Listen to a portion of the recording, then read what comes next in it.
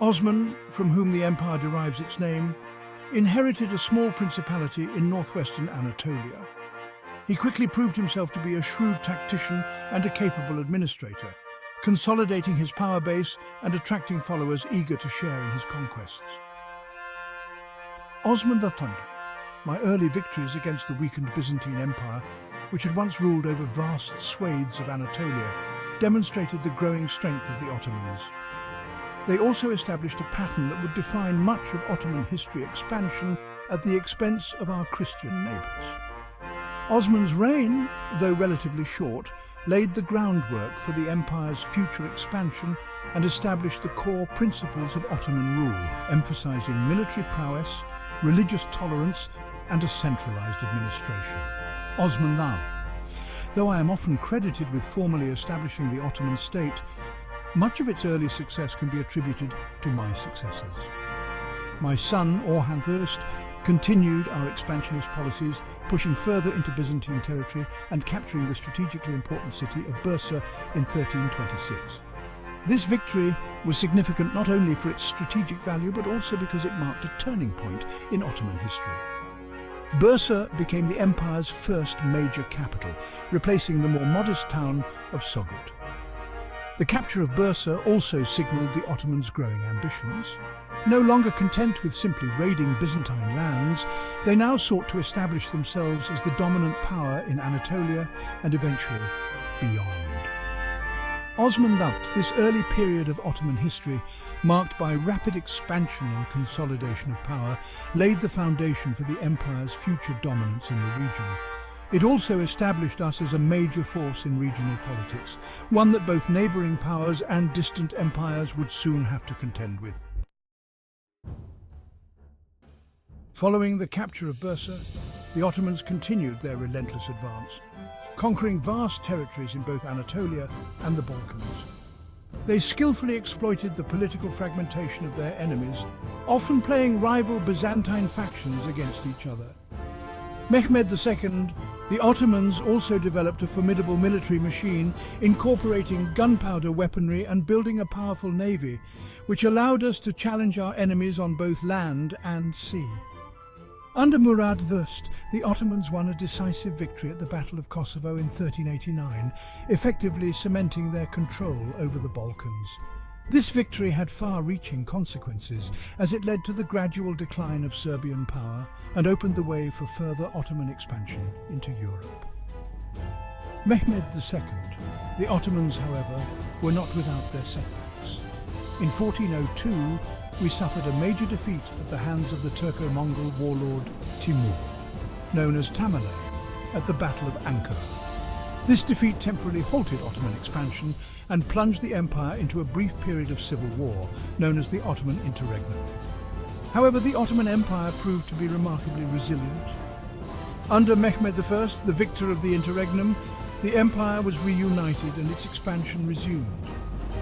Mehmed's successors, Murad II and Mehmed II, continued to strengthen the Ottoman state and expand its frontiers.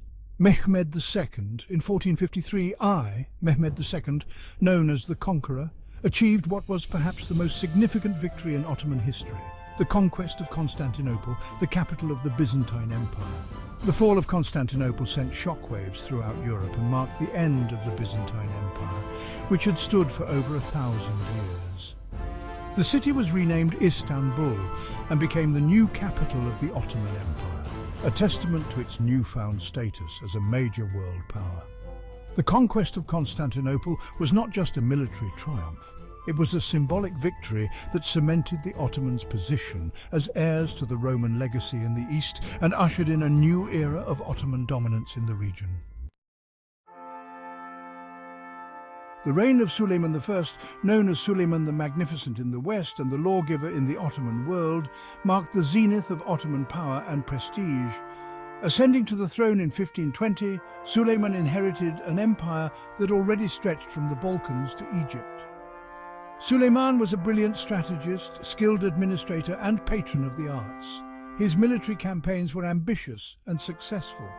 He clashed with the Habsburg Empire, laying siege to Vienna in 1529. The Ottoman navy under Hayreddin Barbarossa dominated the Mediterranean. Suleiman also reformed the Ottoman legal system, earning the title of the lawgiver. He commissioned numerous mosques, bridges and public works. Under his rule, the Ottoman Empire reached the pinnacle of its power and influence. Section 4.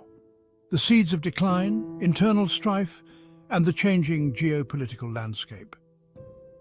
While the Ottoman Empire reached its zenith under Suleiman the Magnificent, the seeds of its eventual decline were sown during the latter part of his reign and in the decades that followed. Internally, a series of weak sultans and the rise of palace intrigues and corruption weakened the central government. The once efficient Ottoman bureaucracy became increasingly plagued by inefficiency, factionalism, and a decline in the quality of its officials. Externally, the geopolitical landscape began to shift in ways that disadvantaged the Ottomans. The discovery of new sea routes to the east by European powers diminished the importance of Ottoman-controlled trade routes, impacting the empire's economic prosperity. Moreover, European powers, particularly after the Protestant Reformation, began to challenge Ottoman naval dominance in the Mediterranean, culminating in the Ottomans' defeat at the Battle of Lepanto in 1571. Despite these challenges, the Ottoman Empire remained a formidable power well into the 17th century.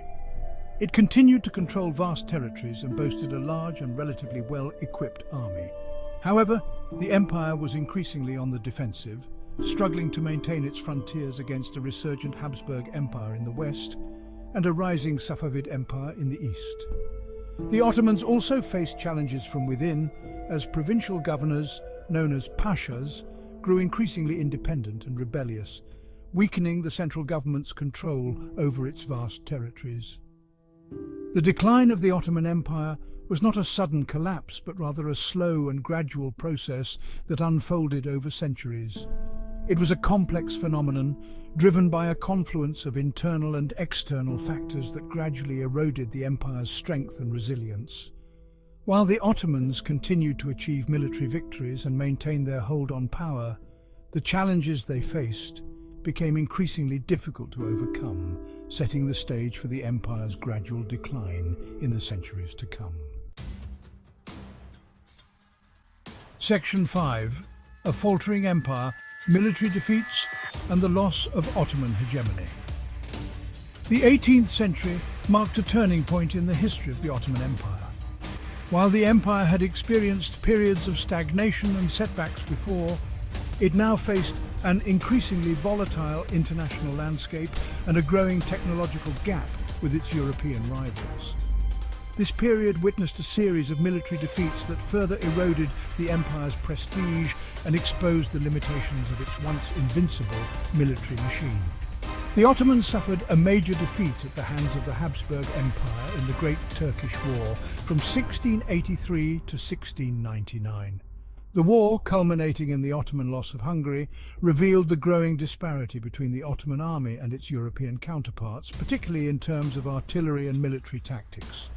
Although the Ottomans managed to regain some lost territories in subsequent conflicts, they were no longer able to assert the same level of military dominance they had enjoyed in previous centuries. The decline of the Ottoman military was symptomatic of wider problems within the empire. The Janissaries, once the elite infantry force of the Ottoman army, had become increasingly undisciplined and resistant to modernization. Their political influence had also grown, making them a conservative force resistant to the reforms needed to revitalize the Ottoman state. Furthermore, the Ottoman economy, once the envy of Europe, was struggling to keep pace with the rapid economic development occurring in Western Europe, particularly after the Industrial Revolution. The loss of military dominance had profound consequences for the Ottoman Empire. European powers, emboldened by Ottoman weakness, became increasingly assertive in their dealings with the empire, encroaching on Ottoman territories and interfering in its internal affairs.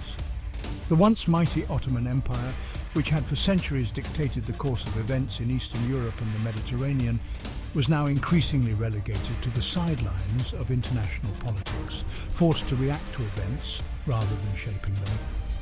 This period of decline and humiliation led to a growing sense of crisis within Ottoman ruling circles, paving the way for attempts at reform and modernization in the 19th century.